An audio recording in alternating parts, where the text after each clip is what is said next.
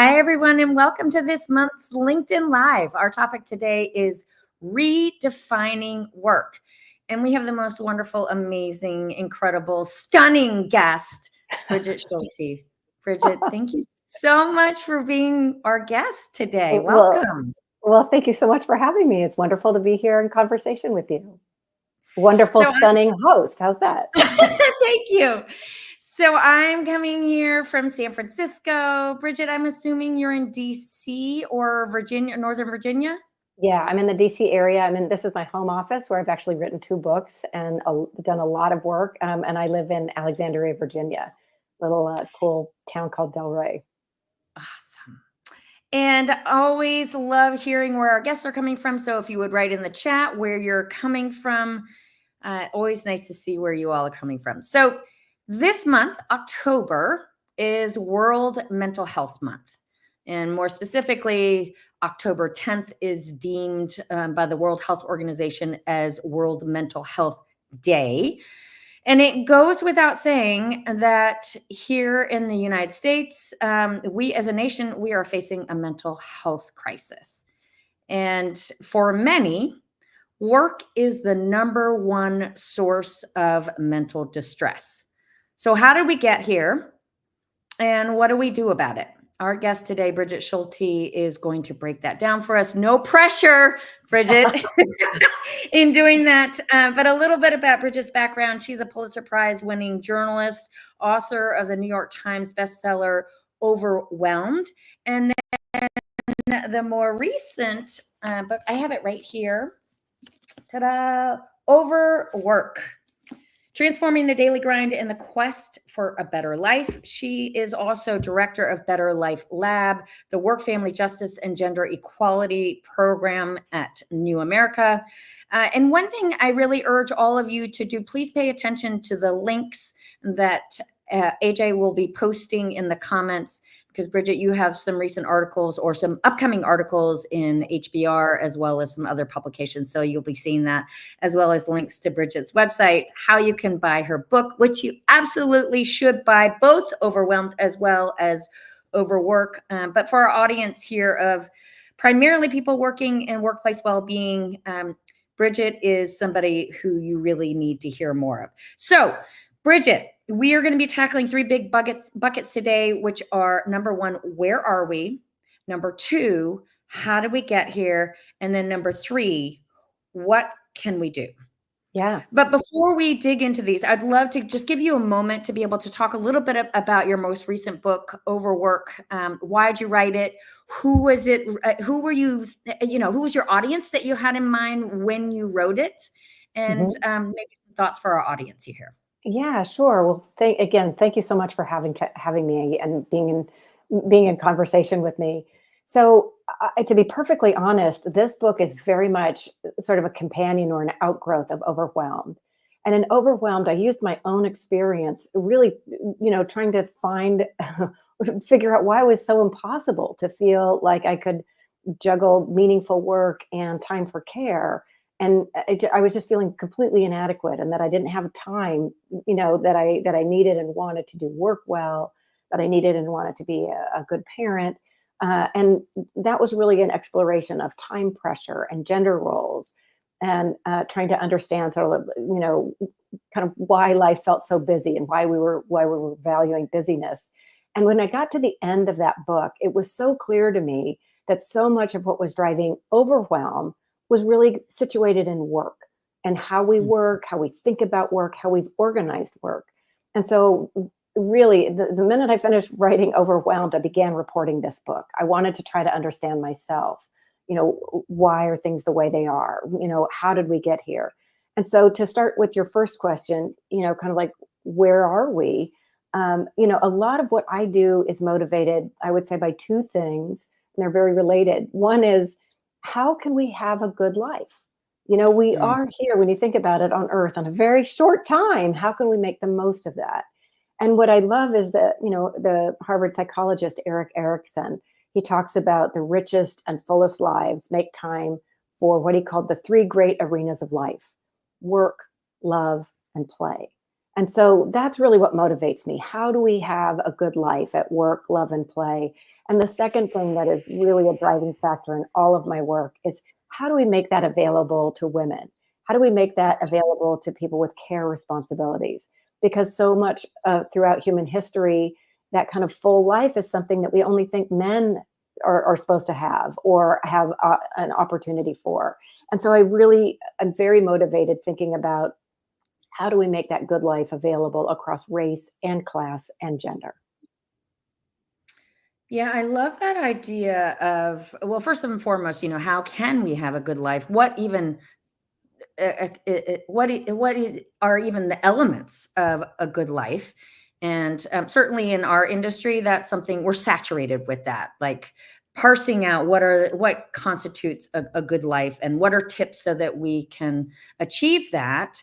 But of course, so much of that comes through the lens of what I can be doing. Mhm. But then the part two motivation that you described, how do we make that available? And I know your work has particularly been focused on women and how caretaking often gets shifted to women. And certainly one of the things that you bring up in Overwork, which I think is so important, is this idea of recognizing work, that Mhm. there is paid work and there is unpaid work. And so I actually want to jump to that really quickly, kind of looking at how did we get here. And a reminder again to all of our listeners here, please pose your questions in the chat and we will be sure to address those. And but Brigid, I shared with you about how I recently on Sunday went to the Mary Cassatt, who was an impressionist painter, um, at the Legion of Honor Art Museum in San Francisco.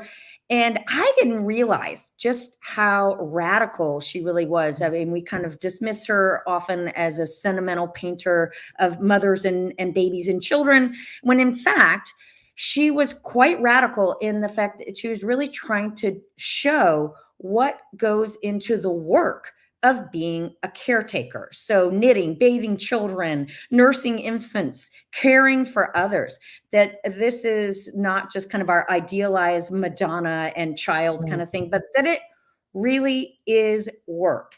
And you make the case in Overwork that one of a starting point is we need to start to add that in as part of the definition of what work even means. Can you tell us a little bit more about that? Yeah, exactly. Around the world, when you look at statistics, women around the world are doing anywhere from 2 to 10 times the amount of unpaid labor, caregiving, taking care of the house. And that does not even account for all of the mental labor, the emotional work of trying to make sure everybody's happy or planning and logistics. It just is enormously time consuming, both physically, mentally, and emotionally. And that's invisible. We don't, other than time use research, there's no way that we capture that. And so the book really makes three big arguments. And the first one is that we need to think about work in a much bigger way, that it is not only what we do for pay, but it is also the unpaid work of care and home. That basically everything that is not free time or leisure, that's work. And the second argument of the book is that all of that work should be good work. And that's defined by these three principles of meaning, fairness, and cooperation. We have these myths in the United States that we're all self-made and that, this myth of individuality. But when you look again over human history in the United States, and, we're very young, so, in other places before that, human beings survive because we cooperate and we care for one another. And so good work, paid and unpaid work, needs to be, have that sense of working together and cooperation. And it needs to be fair. When you think about, paid work, we're talking about fair wages. We're talking about fair hours, predictable hours, workloads that are decent and non-exploitive. But unpaid work, there's also an element that's so important about fairness. One of the things I write about is in Iceland, all of the women went on strike, in the 1970s, just to prove the point of how much that invisible unpaid work, how valuable it is. And Mm. so, when there's a feeling that you're doing too much of it, when it's unfair, there's research that shows it's a huge driver of divorce and in unhappiness in relationships. So that needs to be fair. And then the third argument of the book is that it's entirely possible. One of the things that I found in a lot of my reporting is that people seem to feel resigned, like, oh, this is just the way things are, or the problems are too big, or it's just too intractable, or you're talking about the economy and like my eyes glaze over. I don't know what you mean. And really, the book really follows the stories of change agents who show that it's possible, and sometimes not even that hard, that it's absolutely possible to make work better and life better. Brigid, one of the things I notice a lot in our industry is that there's a lot of kind of hope in the individual to envision what's possible. And this whole, we put a lot in this idea of individual mindset and anything's possible. But I think that we really, it's just so hard for us to think more collectively about what's possible for us to do collectively. And that we're kind of resigned to a certain extent around what we can do collectively. And so let's just put it all on the individual for them to kind of boost their individual mindset and think about what's possible for them. Can you talk a little bit about that and how that resignation actually kind of feeds into, you talked about this idea of kind of cowboy capitalism, how it's part of our system.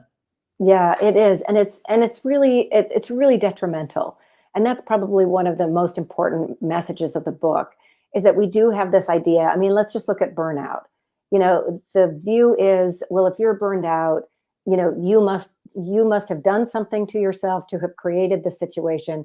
Therefore, you need to do something to fix it. And then we as an organization, we're going to feel really good about ourselves if we tell you, well, you should really take a day off or take a bath, or that you need to fix yourself, basically. And really what the research shows, I did a lot of reading about work, stress, and health research. And when you look at that and you look at a lot of academic literature around what is driving burnout or what drives some of the mental health issues, it's really not that we have like a plethora of individual problems out there. What we've got are systems that don't work. And then rather than dealing with the systems that aren't working, we sort of, kind of throw somebody lunchtime yoga or a meditation app. Now, I'm here to tell you, I love lunchtime yoga. I love meditation apps. There's nothing wrong with that. But you have to understand that that is one part of a much larger solution. And that is also, what are your work demands? Have you right-sized your staff? A lot of times what drives burnout is that we've got all of these organizations who've gone through layoff after layoff, and they've got fewer and fewer people to do more and more stuff, and that we've got these jobs that then become unwieldy and bigger. And so that you've got what researchers call not only work-life conflict, you've got work conflict. Our jobs are just too big anymore, many of them. And so, so it's really important that we ourselves recognize that we sit in systems that aren't functioning well. And that if you're part of the system, your job is not just to look for a meditation app, but really to look at your process. What is it about the way that you've organized work demands, or the way you've organized the schedule, the way that you've organized support that really isn't working? When it comes to work stress, it's like, you can give a low-wage worker any kind of meditation app you want, but what they really need and what drives the stress is they need a living wage. So those are the systemic answers that we need to be looking at. Yeah, one thing that I often share is that, we hear this over and over again, better health and well-being, addressing burnout. It's easy. All you need to do is take personal responsibility for your health and well-being. You need to eat better. You need to exercise more. You need to meditate more. But of course, we know that we can't yoga our way out of having to do the work of three. We can't yoga our way out of, or, use a mindfulness app to compensate for the lack of fairness in terms of the level of income inequality, even within the same company. Or, we can't just simply go to a lunch and learn to compensate for having a toxic boss. So at a minimum, we need to be asking ourselves a question, okay, given the world that I live in, the place that I work, the boss that I work for, the team that I'm on, how can I respond in a way? But I need to, that can, and thinking about those systems. So again, I want to reach out to listeners here. Please pose your questions as we're going through this. So let's start to look a little bit. Well, I want to stop really quickly. Can you share very briefly the story of Kate Lindemann? Yeah, so this gets at, I'm realizing like I never answered your first question, which is where are we? So I will do that through Kate Lindemann's story. I'll do a sort of a twofer because I think she illustrates a lot of what's wrong. So, the title of the book, Overwork, is sort of like we're done, but it's also a play on overwork. And really sort of where we are is that in the United States, we've always believed that hard work will pay off.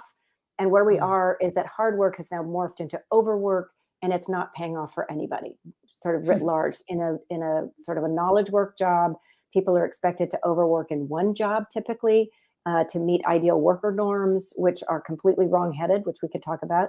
And then in the other end of the socioeconomic spectrum, we've got so many hourly workers who have to overwork in several jobs or gigs and side hustles just to make ends meet because the jobs pay so poorly or are so, I call them crappy. It's important work. Like if you're a care worker, but you're getting $10 an hour, you can't live on that. And you might not be even getting full-time hours. So that's what's really happening, is that hard work isn't working anymore.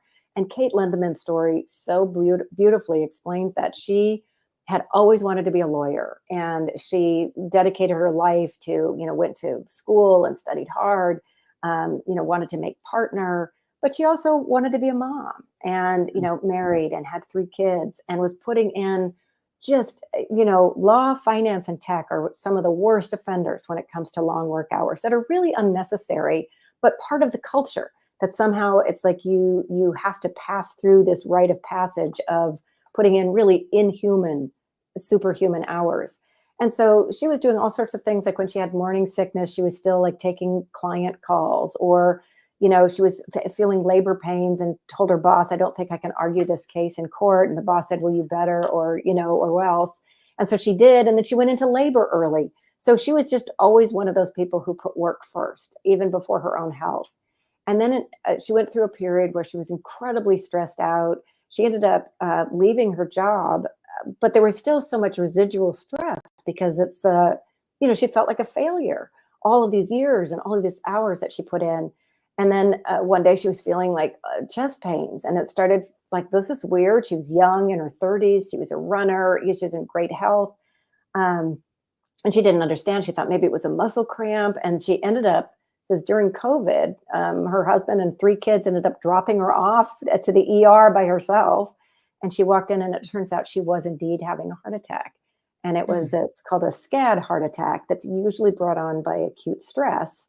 And later her when she went to her doctor, she said, wow, your job really made you sick. And she said, yeah, it really did. And Kate is a story that I used to open a chapter that I call American Karoshi, that really looks at a lot of work, stress, and health research, and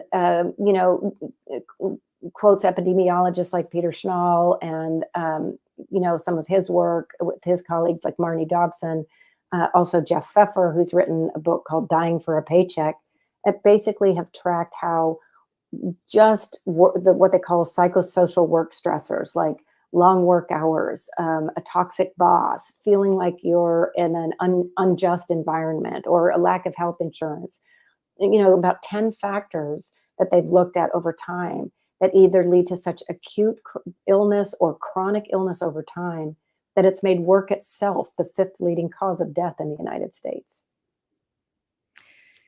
So, as you talk about how we have these broken systems on multiple levels, on a national level, on kind of governmental level, on an organizational level. One area that I'm really looking at is even on a team level.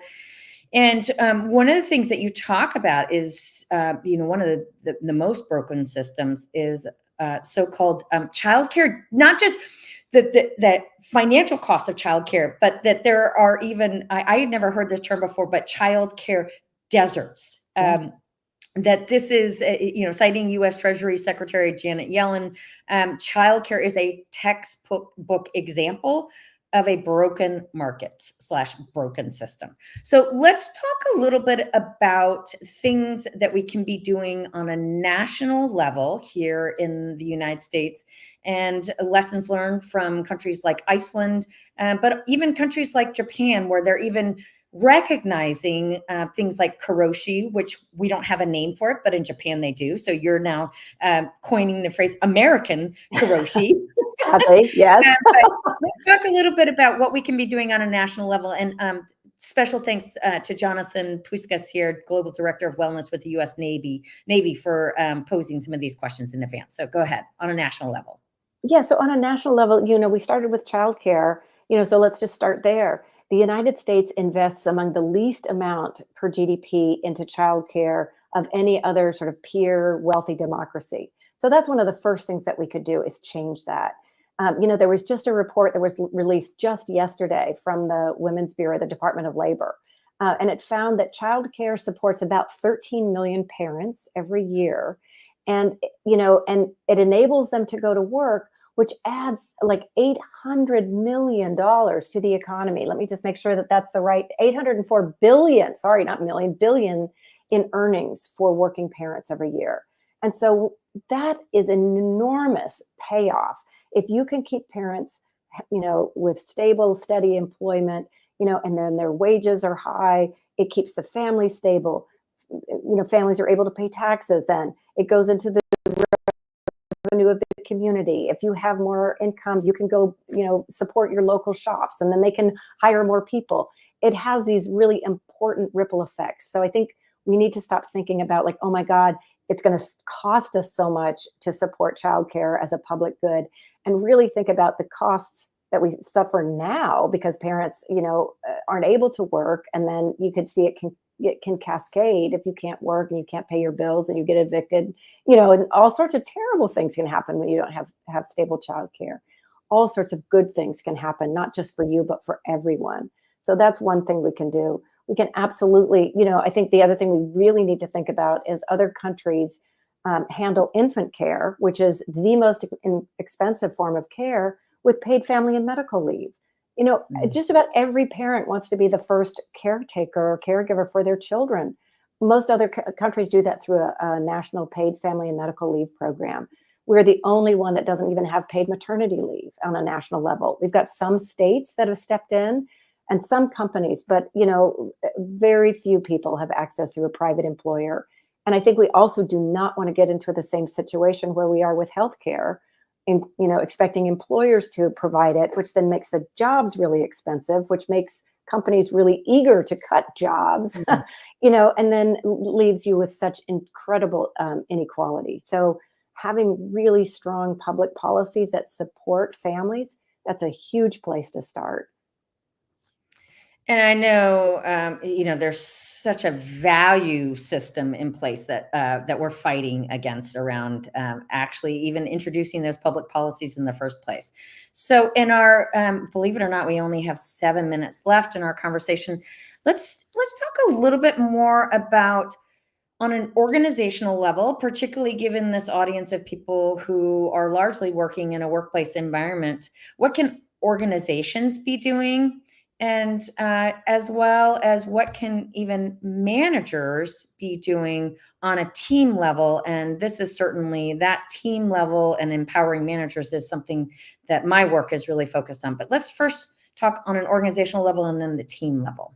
Yeah, and it's actually really the same thing that I would say. And there's a lot that they can do, particularly in the United States. Organizations have a lot of power for both good and ill. And I've seen this through the pandemic and through some of the reporting that I've done. There's a lot of creativity out there.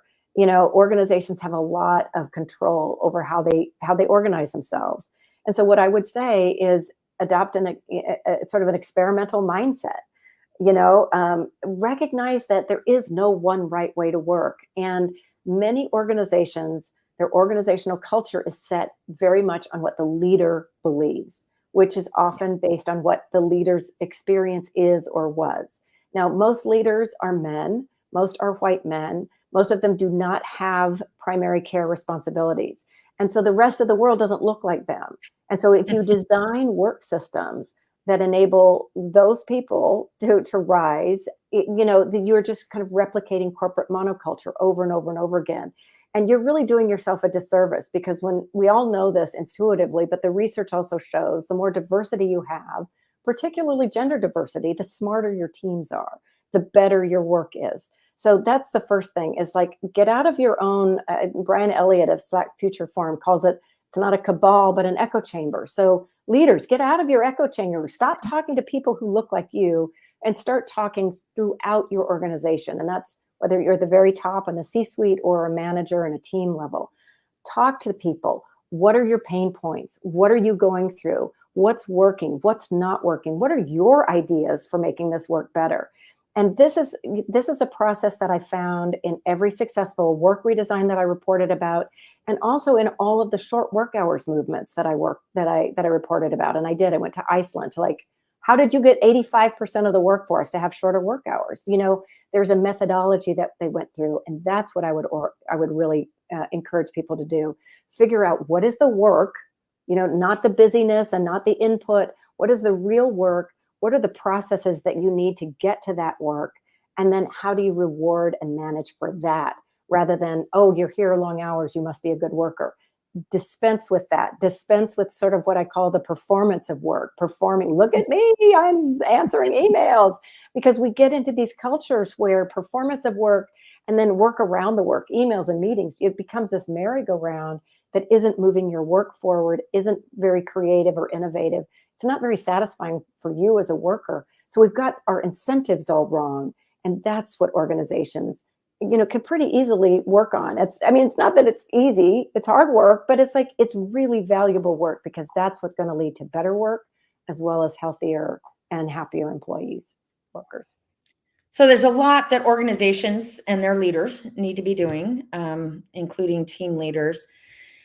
But given where most leaders are right now and where most organizations are, even though these are systemic issues, what are some things that we as individuals can do to transform the daily grind in a quest for a better life? Right. And I address this in the appendix, because I recognize the bigger societal change, that's great, but that's also sometimes it feels out of our hands. It feels far away. Organizational change, some things things that you can do, some things you can't. So what can I do right here and right now? And there are plenty of things. I have an appendix of like 10 top things you could do at each of these kind of change levels.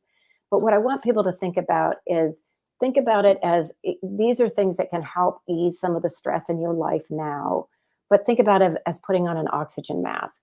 Because if it's just you in your bubble, making things better for you, it's not enough. We need everybody sharing their stories and working together for bigger change. So put on your oxygen mask and go through that very same process yourself.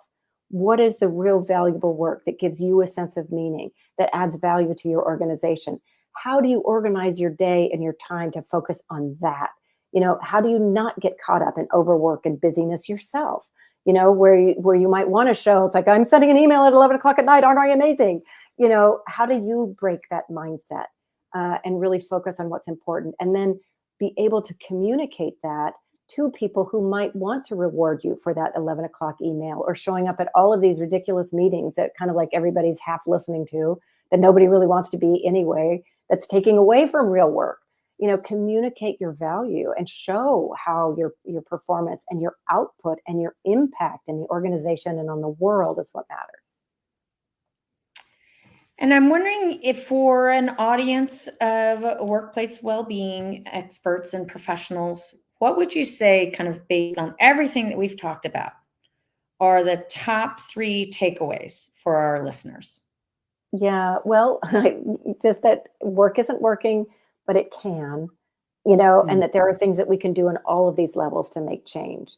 But if you're just talking about like right here, right now, as me as a person, if I'm going to walk away and think about what's one thing or two or three things that I can do tomorrow, one of the things that it's some, again, I don't want to say it's easy, but it's like, it's amazing in some of the research that we've done, how people will know I have this big thing I want to get to, but they never put it on their calendar. And there's just this assumption that somehow the work will get done, or somehow, someday, some way they'll get to it. And they typically don't. And so then we'd get to the end of the day and we would ask people, well, what did you do all day? And they'd be so frustrated. It's like, I was busy. I went to meetings. I answered emails all day. And I never got to that important thing. So then they would, work, they would take work home with them, or they'd take work on the weekends. It would sort of bleed into their life. And then they get tired and resentful and exhausted.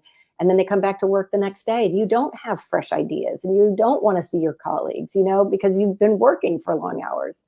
And so a behavioral economist, when he told me this, I started doing it. It made an enormous difference in my life. Intentional calendaring, intentional scheduling. Take time to pause, figure out what your own priorities are and how they match for your organization, how you're going to make that case. Schedule it in time. Where does that go? So every morning on my calendar, because I've got a lot of people who could schedule me into meetings, and I found my time totally, just talk about time confetti, gone, evaporated. Every morning from 9 to noon, I have blocked off as my writing concentrated work time. Now, I will make exceptions, but you cannot schedule over that without my approval. And I've gotten an awful lot of work done because I did that, whereas before I didn't. And, I would end up doing that in the evenings. So there are certain things that you can do, where you have control, really exercise that, being intentional about it, thinking about what's that one thing you have to do, not 70, or what are the 3 sort of medium things that you need to do, and really making time for that. And the last thing that I'll say, this behavioral scientist that just really blew my mind, and he said, think about your calendar less like a pantry that you have to cram filled with stuff, and more like an art gallery where you choose things very intentionally, like the Mary Cassatt work. You choose it intentionally. There's white space before to prepare, and there's white space afterwards to process what you've just been through, and then go on to the next thing and give it your full time and attention. So work isn't working, but it can. Put it on the calendar as the stuff that matters most. Take time to pause and create an art gallery, not a pantry. All words of wisdom from Brigid Schulte, author, again, of the most recent book, Overwork, Transforming the Daily Grind in the Quest for a Better Life. I want to thank everyone for joining us today in this wonderful conversation with Brigid. Next up, on November 20th, our 2 guests are actually Patty DeVries, well-being entrepreneur, expert in neuroliteracy, alongside with Jeffrey Pfeffer, who Brigid mentioned, professor at Stanford Graduate School of Business and author of several books, including Dying for a Paycheck, which Brigid mentioned during our conversation. Again, thank you all so much for joining. Brigid, you are amazing. Thank you for all the great work that you're doing. I could talk with you all day, and I know everyone on the call could listen to you all day. Thank you again for being our guest. And again, we'll see everyone on November 20th. Take care. Bye-bye. Thank you so much for having me.